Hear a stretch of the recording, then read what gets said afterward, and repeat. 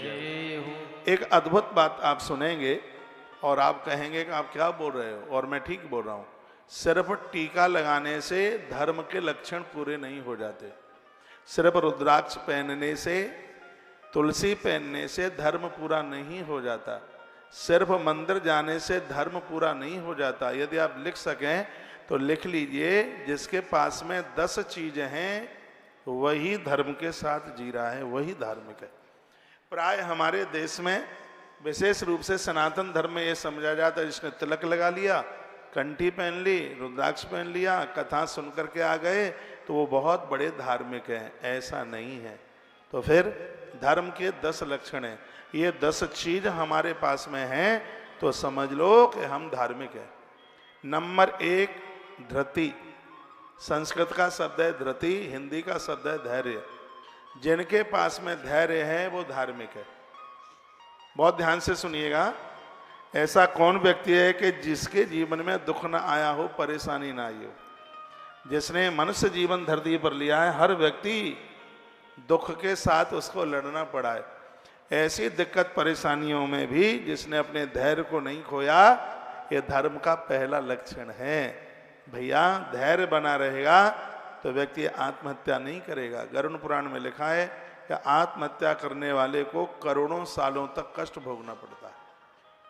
तो धर्म का पहला लक्षण क्या है? धैर्य। विशेष रूप से माताओं को संबोधन करूंगा क्योंकि आप जल्दी अपना धैर्य खो देती हैं। हाल ही चूहा मार दवाई खाने को तैयार हो जाए, पंखे पर लटकने को तैयार हो जाए, हैं, कुआं में गिरने को तैयार हो जाए। प्राण इतने सस्ते हैं। ईश्वर ने कितनी बड़ी कृपा की है, हैं? भारत में जन्म मिला। भारत में भी उत्तर प्रदेश, पूरे दुनिया में उत्तर प्रदेश का, पूरे भारत में यूपी के बराबर कौन होगा?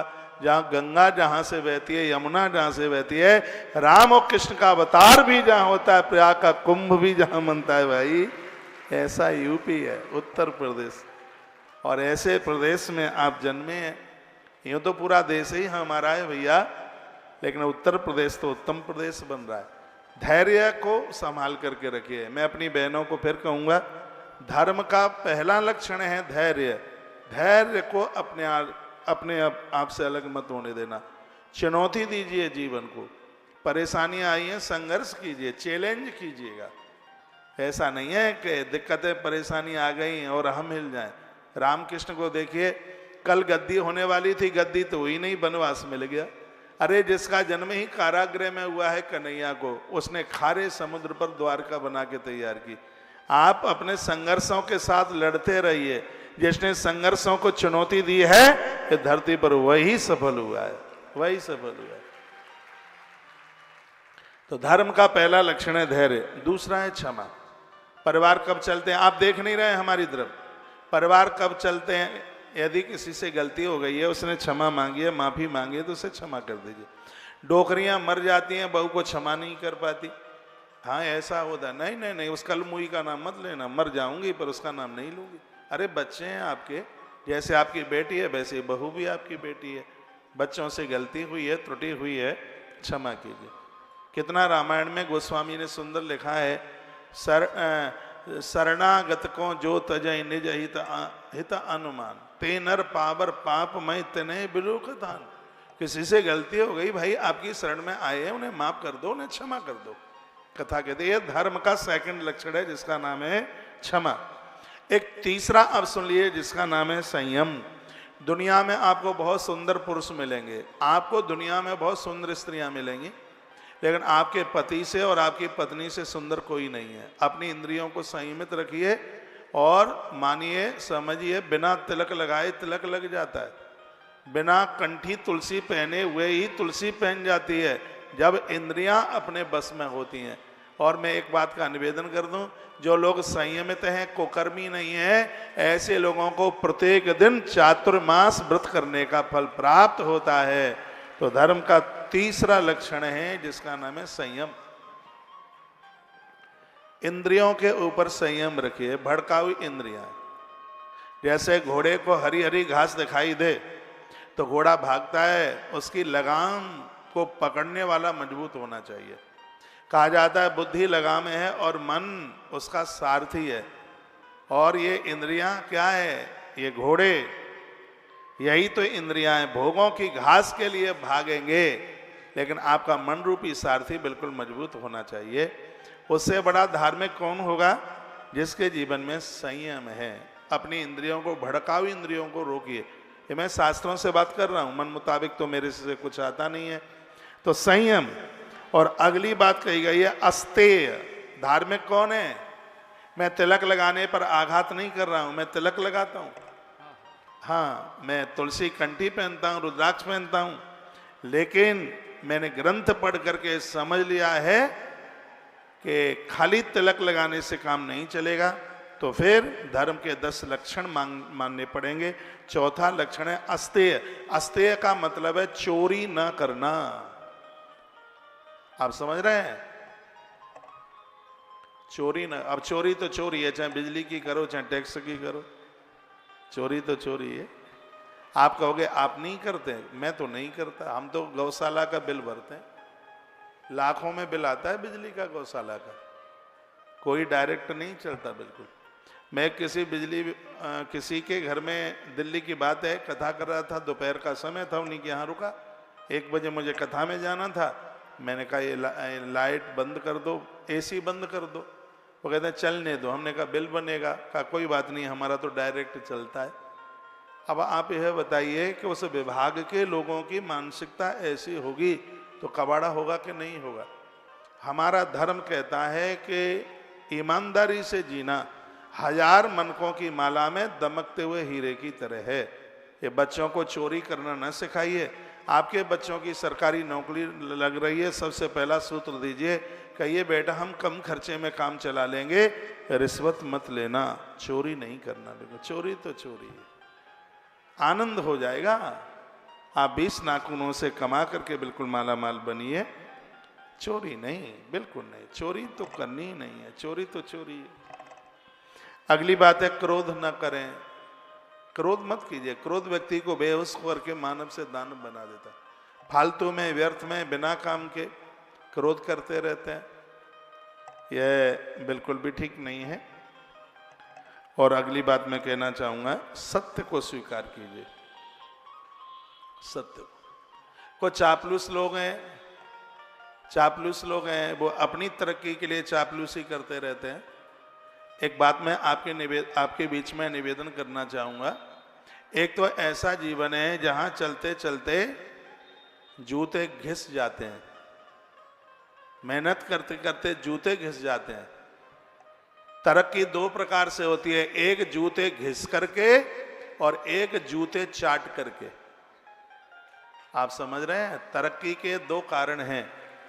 एक तो तरक्की में जूते घिसे हैं और एक तरक्की में जूते चाटे गए हैं। तो मैं निवेदन करना चाहूंगा, जिन्होंने जूते घिस करके अपनी तरक्की को प्राप्त किया है, उसकी तरक्की टिक करके रहती है। जिन्होंने चापलूसी की है, लोगों के जूते चाटे हैं, तो कुछ ही दिनों के लिए उनकी तरक्की दिखाई देती है। तो आप मेहनती बनिए, चापलूस मत बनिए। सत्य के साथ जीना है, डंके की चोट बात करनी है। अन्यायी का कभी भी साथ नहीं देना है, बिल्कुल भी अन्यायी का संग नहीं देना। अन्याय करने वाला जितना अपराधी है, अन्याय का साथ देने वाला भी उतना ही अपराधी है। तो ग्रंथ जो बात कह रहा है वो बड़ी अद्भुत बात है। ग्रंथ कहता है क्रोध मत करो, धर्म के 10 लक्षणों में बात बताई गई है। सत्य के साथ में जियो। और एक बात है, विद्या प्राप्त करो। विद्या प्राप्त करने का मतलब है ज्ञान के साथ जीना है। ज्ञान का अर्थ है परमात्मा के साथ जुड़ना। और अगली सी बात बिल्कुल कही गई है, वो ये है कि शौच का मतलब है पवित्रता, अंदर की बाहर की पवित्रता। शौच पवित्रता है। बाहर से तो सफाई कर लेते हैं, लेकिन अंदर बहुत कूड़ा करकट भरा पड़ा है, तो उसमें भगवान कैसे बैठेंगे? आप मुझे ये बताइए कि गली में आपका घर पड़ता है, कोई व्यक्ति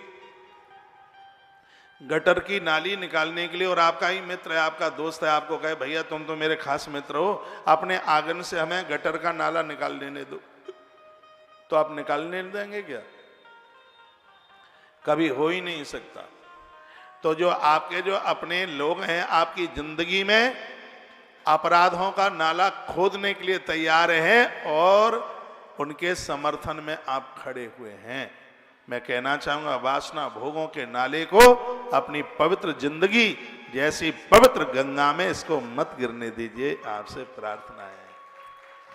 तो जो हमारा धर्म है बड़ा अद्भुत है। वो कहता है अधर्म के साथ यदि जियोगे तो अधर्मो हिंसका रूपो, अधर्म हिंसक रूप है, क्रोध करेगा, हमें लुच्चा बना देगा, बेईमान बना देगा, हमें ठग बना देगा, हमें लुटेरा बना देगा। यदि अधर्म का हमने संग किया तो हमें दुखित बना देगा। और यदि धर्मस्तु सुख रूप का, यदि हम धर्म के साथ जिए हैं तो आप कम वस्तुओं में भी बहुत सुखी होकर के आप जीवन जिएंगे, आपको बहुत आनंद होगा। इसलिए जो चीजें धारण करने के लायक हैं उसे धर्म कहते हैं। तो ऐसे धर्म के साथ में जोड़िए। क्या क्या धारण करने के लायक है, अभी मैंने 10 बातें आपको बता दी हैं कि ये धारण करने के लायक है। चोरी मत करो, संयम जीवन जियो, गलती किसी ने की है क्षमा कर दो, धैर्य धारण करो, इंद्रियों को अपने बस में रखो, बुद्धि को भगवान से जोड़ दो, ज्ञान की तरफ चलो, सत्य में आचरण करो और कभी क्रोध मत करो। यही तो चीजें 10 चीज धारण करने के लायक है। जिसने इन 10 चीजों को धारण कर लिया तो उसे उसके यहाँ नहीं जाना पड़ता, उसको आपके यहाँ आने की जरूरत पड़ती है। भगवान को फिर स्वयं चल करके आना पड़ता है। यदि 10 चीज चल के आ गई है, मुझे विश्वास है अब आप बहुओं पर क्रोध नहीं करोगे, अब अपनी सास माँ के ऊपर क्रोध नहीं करोगे, अब अपने पति के ऊपर भी क्रोध ना करोगे। आप पति को बहुत डांटते हैं, ऐसा क्यों डांटते हैं, ऐसा क्यों करते हैं आप? उस बेचारे को, भोले भाले से आदमी को आप क्यों डांटते हैं? पूरा जीवन भर तो जिंदगी जी रहा है? हर क्षण हर पल वो लगा है, सोचता है बच्चे दुखी ना हो, घरवाली दुखी ना हो, और आप एग्जाम्पल अपनी बहन के पति के एग्जाम्पल देते हैं। उनके पास इतनी महंगी, सुनो सुनो सुनो, उन्होंने अभी ये गाड़ी खरीदी है, तो वो भी इशारा करना चाहती है कि आप भी अब कुछ ले ही लो जिसमें हम भी बैठ करके कभी पियर जाएं, कभी कहीं जाएं। अरे भैया, मैं कहूँगा पत्नी गृहिणी है, और एक दिन मैंने बोला है कि आदमी की परछाई संग छोड़ सकती है लेकिन उसकी घरवाली उसका साथ नहीं छोड़ सकती। वो आदमी कभी टूटता नहीं है। देवी भागवत में लिखा है, जब तारा ने संग दिया राजा हरिश्चंद्र का, हरिश्चंद्र की पत्नी का नाम है तारा, तारा ने संग दिया, कि आप चिंता क्यों करते, मैं हूं ना, मुझे बेच दीजिए, मेरा विक्रय कर दीजिएगा, मैं तुम्हारी बात को नीचा नहीं होने दूंगी। उसको गृहिणी कहते हैं। गृहिणी के 2 अर्थ हैं, इसका एक दूसरा अर्थ है पूरा परिवार जिस नारी का ऋणी है उसका नाम है गृहिणी। मेरी बहनें ऐसा जीवन जियो तुम्हारा पूरा ससुराल तुम्हारा ऋणी हो जाए, फिर जीवन जीने की बात ही कुछ निराली है। तालियां तो आपको बजानी ही नहीं है। आपको लग रहा है बेवर वालों के लिए बोल रहा हूं, नहीं, मैनपुरी वालों के लिए बोल रहा हूं। हाँ, आपके लिए बोल रहा हूं, बातें आपके लिए। तो अधर्मो हिंसका रूपो धर्मस्तु सुख रूप कहा। अधर्म का परिणाम दुख है और धर्म का परिणाम सुख है। सुख के साथ जीना चाहते हो तो इन 10 बातों को मान लीजिए। सकुटुंबश विप्रस्य चतुर्जनितस्य च शतवर्षस्य भृत्यं च दद्यात् ब्रह्मलोकदम्। उन लोगों के लिए जरूर कुछ खर्चा करते रहिए जिनको जीवन जीने में दिक्कत आ रही है, परेशानी आ रही है। बेटी का विवाह नहीं कर पा रहे हैं, बच्चों को पढ़ा लिखा नहीं पा रहे हैं। सबसे बड़ा तो यज्ञ ही है। जो आप यज्ञ में कनस्थ छोड़ते हैं उससे भी बड़ा यज्ञ है। किसी निरक्षर बच्चे को, जिसके पापा के पास पैसा खर्च करने की व्यवस्था नहीं है, उसको पढ़ा दीजिएगा। कुछ चीजें ऐसी हैं मरने के बाद भी जिसका पुण्य मिलता है। क्या क्या पेड़ आप लगा हुए, हम चले जाएं पेड़ लगा के, उस वृक्ष के नीचे जब जब लोग बैठेंगे उसका पुण्य हमारे खाते में जाएगा। आपने कुआं खुदवाया, उसका पानी जो पिएगा, प्याऊ बनवाई, उसका पानी जो भी कोई पिएगा तो उसका पुण्य हमारे खाते में जाएगा। आपने गरीब के बच्चे को पढ़ा दिया, उसकी नौकरी लगी, उसने पैसा कमाया, उस पैसे से जब जब उसके घर के लोग भोजन करने को बैठेंगे तब तब उसका पुण्य आपके खाते में अपने आप ट्रांसफर होता रहेगा। आपके पास इतना है, आप योग्य हैं, आपने 2 शब्द पढ़े हैं, गरीबों के बच्चों के एक 40 मिनट की ट्यूशन की क्लास ले लो ना, क्या उसमें बिगड़ेगा? थोड़ा मोबाइल कम चला लीजिए। लेटे लेटे पापड़ खाते रहते हैं, लेटे लेटे मोबाइल चलाते रहते हैं। भारत में पूरी दुनिया में सबसे ज़्यादा मोबाइल देखा जाता है और ये बहुत हार्मफुल होने वाला है, बहुत हानिकारक होने वाला है। ये माथे के अस्पताल पैदा नहीं हो पाएंगे यदि यही स्थिति बनी रही। बच्चों के लिए तो बहुत खतरा साबित हो रहा है। रात को इसको 3 फीट दूर करके सोइए, इसको हो सके तो रात को इसको स्विच ऑफ कर दीजिए। गीले बालों से कभी मोबाइल मत सुनिएगा, चश्मा लगा करके, और आप नज़दीकी से मोबाइल न सुने। इसके फायदे हैं तो इसकी नुकसान बहुत ज़्यादा हैं। एक प्रयोग में बताया गया है कि माइग्रेन की बीमारी तब से बहुत ज़्यादा बढ़ गई है जब से मोबाइल को ज़्यादा यूज किया जा रहा है, ज़्यादा प्रयोग किया जा रहा है। आंखें अंधी हो रही हैं। आप किताब पढ़ते हो 5% एनर्जी खत्म होती है, आप मोबाइल पर पढ़ते हो तो 55 एनर्जी आंखों की खर्च होती है। 5 में और 55 में तो बहुत ज़्यादा अंतर है। अपने आप मैं आपको कोई उपदेशक बन के नहीं बोल रहा हूँ कुछ भी, मैं तो बस सिर्फ प्रार्थना ही कर सकता हूँ। मैं कहूँगा थोड़ा अपना जीवन को थोड़ा सा बदल दीजिए, थोड़ी ज़िंदगी बदलने की कोशिश कीजिए। जब तक जिंदे रहो तब तक अजवाइन और काला नमक लेना बंद मत कीजिए। मैं छाती ठोक करके कह रहा हूँ, पेट फूलेगा नहीं, गैस बनेगी नहीं, और रात में नींद का इंतजार नहीं करना पड़ेगा। हाल ही सो जाओगे आप, हाल ही पहुँचे बिस्तर पर लुढ़के के नींद आ गई। ये तो प्रत्येक दिन लीजिए अजवाइन और काला नमक, बहुत फायदा है, सैकड़ों बीमारियों को खत्म करता है। मैं कई वर्षों से आयुर्वेद की किताबें मैं पढ़ रहा हूँ। मैनपुरी जिले में पूरे भारत में सबसे ज़्यादा कैंसर के रोगी हैं।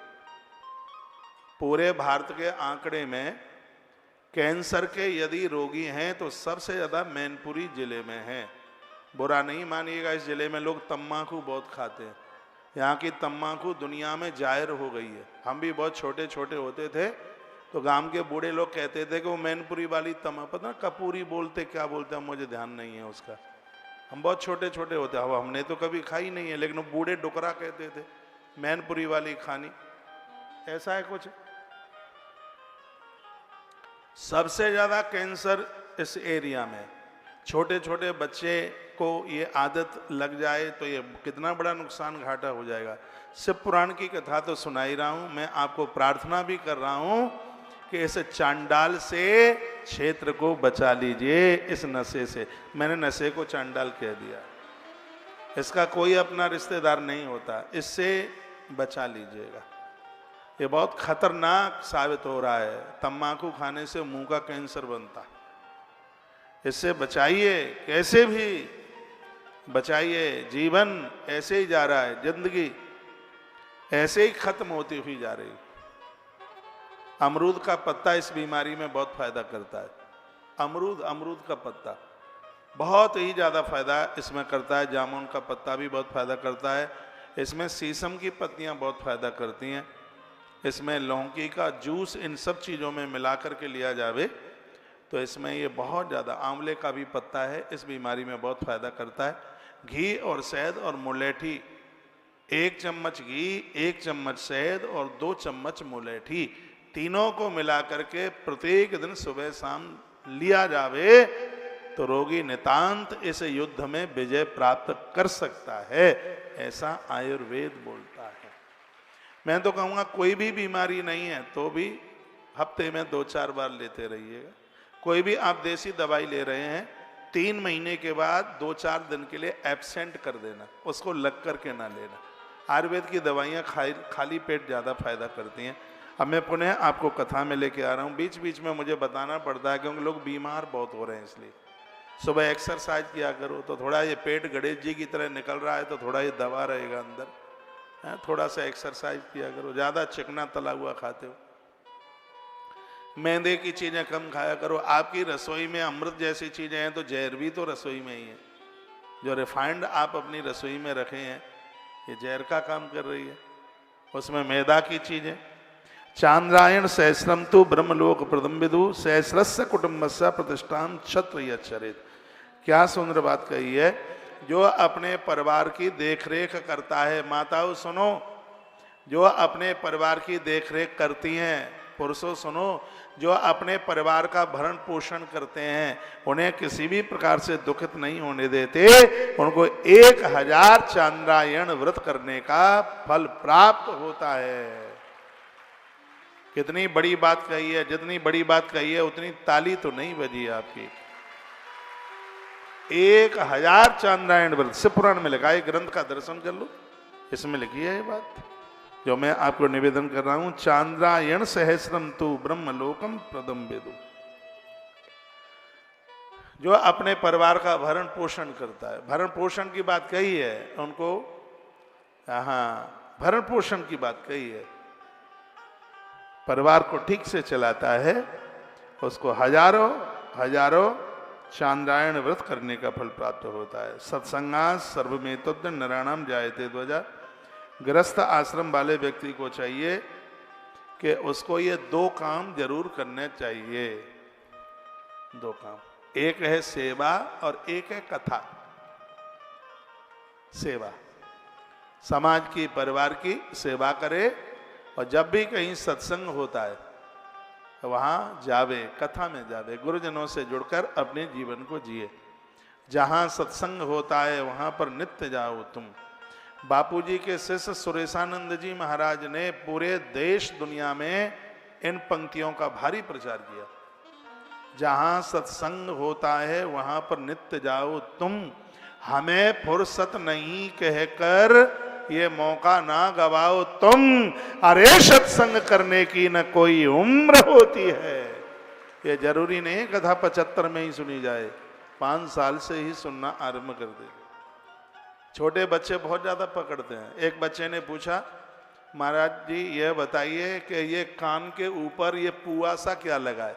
मैंने कहा सुनने वाला यंत्र सुरक्षित रहे इसलिए उसका कवच है, सुरक्षा कवच। तो बच्चा कहता है तुम कुछ नहीं जानते। मैंने कहा क्यों बेटा? वो कहता है कि परमात्मा को पता था कि कलयुग में लोगों को चश्मा ज्यादा लगेगा, तो भगवान ने चश्मे की डंडी के लिए स्टैंड तैयार कर दिया है पहले से। बच्चों का तो बहुत दिमाग चलता है, बहुत ज्यादा। एक बच्चा पूछता है आपसे ABCD आती है? हमने कहा आती है। कहता है सुनाओ। हमने कहा ABCDFG HIJKLMNOPQRSTUVWXYZ। भूल तो नहीं गया? पता नहीं सही बोला है कि? तो वो कहता है इसमें ठंडा अक्षर कौन सा है? मैंने कहा कोई ठंडा गर्म भी होता है अक्षर में? कहा होता है ना। मैंने कहा तो बेटा तो ये बता दे। वो कहता है कि जो B शब्द है वो बहुत ठंडा है। मैंने पूछा ऐसा कैसे? वो कहता है पहला अक्षर है A और तीसरा अक्षर है C, और B बीच में, जो AC के बीच में होगा वो तो ठंडा हो ही जाएगा। बच्चों का दिमाग भारी चलता है। जब भी पूजा पाठ में बैठते हैं बच्चों को पास बैठाइए। जब भी हमसे मिलने को आते हो तो जरूर अपने बच्चों को संग जरूर लेके आइए। ये बच्चे बड़े होंगे तो बड़ा असर पड़ेगा। इनको लगा हमारे मम्मी पापा गुरुजनों से मिलने के लिए जाया करते थे, इनके ऊपर इस बात का बड़ा असर होगा। एक माता सुनीति की कथा आती है। सुनीति माता बिठूर में रहती थी। उनका छोटा बेटा था ध्रुव, विष्णु पुराण में कथा है, वो भागवत में भी है, भागवत में संक्षिप्त में। वो साधुओं का दर्शन करने को जाती है तो अपने पुत्र ध्रुव को संग संग लेके जाती है। तो महात्मा सेवा का भाव बताते हैं कि सेवा की इतनी बड़ी महिमा है, सेवा करने से भगवान मिल जाते हैं। तो छोटा बच्चा 5 साल का ध्रुव सुबह उठ के चला जाता है, माँ को पता ही नहीं चलता, महात्माओं की लंगोटी और कमंडल धो करके साफ करके सेवा करके, छोटा बच्चा है बुहारी करके झाड़ू लगा के आ जाता है। एक दिन महात्मा रोते हुए सुनीति की कुटिया पर आए। 50 महात्मा थे, उनकी आंख में आंसू थे। सुनीति की कुटिया पर खड़े हैं। माता सुनीति ने प्रणाम किया, कहा गुरुजी आप रो क्यों रहे हैं? साधुओं ने कहा हमारे पास बेटी देने के लिए कुछ भी नहीं है, हम तो तेरी कोख को प्रणाम करने के लिए आए हैं।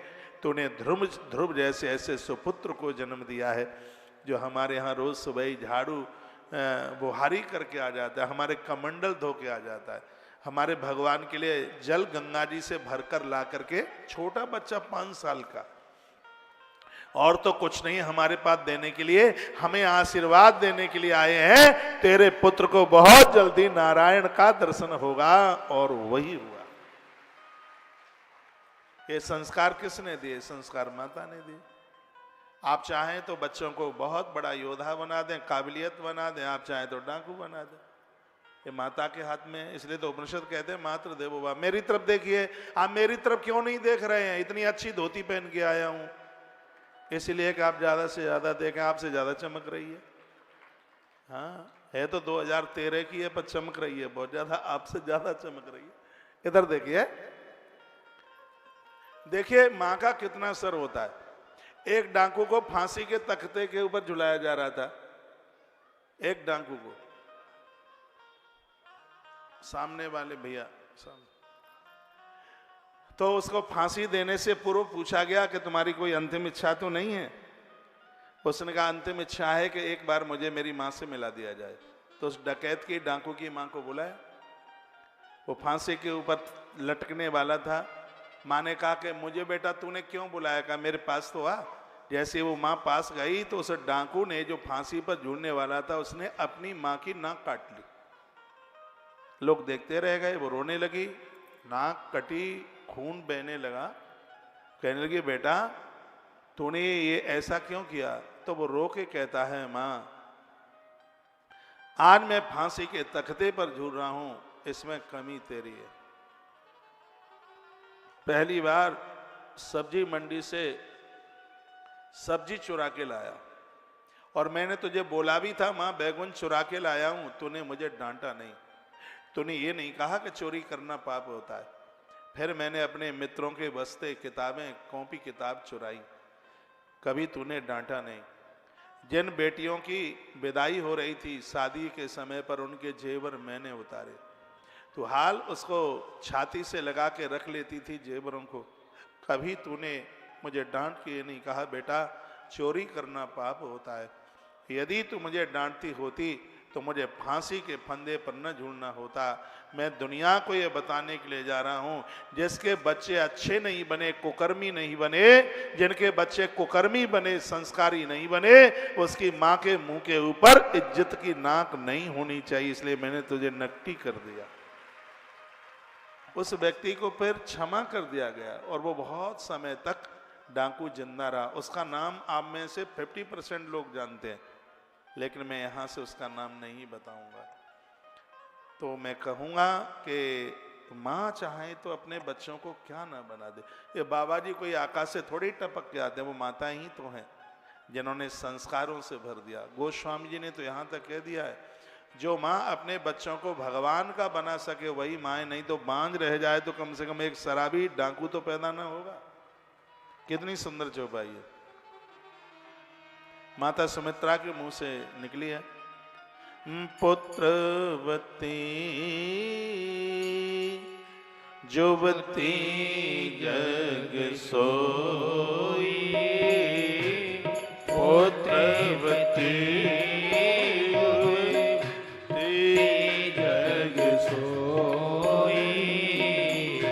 रघुपति भगत जासु सुत होई, पुत्रवती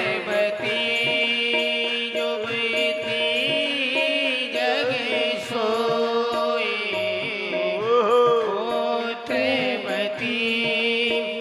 जुवती जग सोई, रघुपति भगत जासु सुत होई, पुत्रवती जुवती जग सोई, रघुपति भगत जासु सुत होई।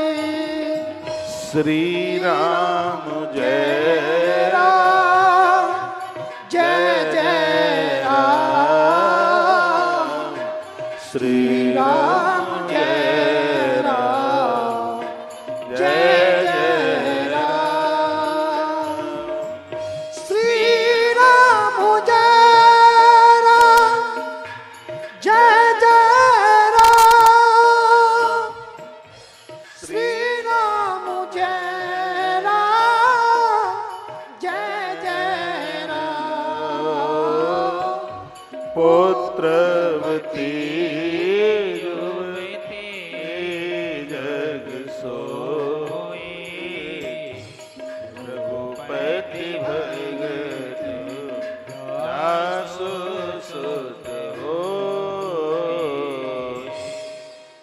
बोलिए शंकर भगवान की जय। वही मां धन्यवाद के प्रतीक है जो पार्वती जैसी कन्या को जन्म दे, ध्रुव जैसी संतान को पैदा करे। ये कथा आप सुन रहे हैं। माता पार्वती को जन्म मैना ने दिया। कल उनके पूर्व चरित्र की कथा आप सुन रहे थे। पितरों की 3 बेटी, मेनका, धन्या, कलावती, धरती पर सुनैना बन के आई, मैना बन करके आई और कीर्ति बन के आई। कीर्ति ने भगवती राधा रानी को प्रकट किया, सुनैना ने माता जानकी को प्रकट किया और मैना ने माता भगवती पार्वती को प्रकट किया।